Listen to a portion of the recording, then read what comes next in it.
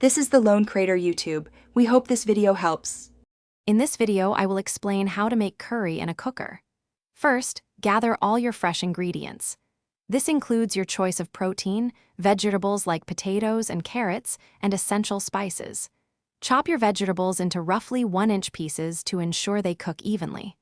Finally, measure out 1 tablespoon of cooking oil and your preferred curry paste, ready for the next step. Now, let's build that delicious flavor base. Heat 1 tablespoon of oil in your cooker over medium heat. Add your chopped onions and garlic, sautéing them until they become soft and wonderfully fragrant.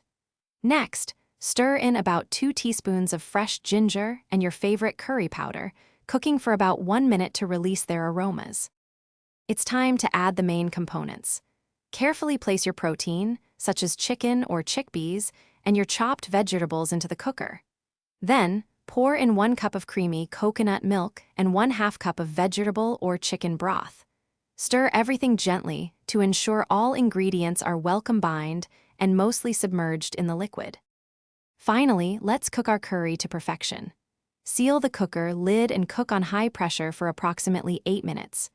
After cooking, allow a natural pressure release for 5 minutes, then perform a quick release. Carefully open the lid, garnish with fresh cilantro, and serve your delicious, easy curry hot with rice or naan bread. Thanks for watching. Consider subscribing if we helped you.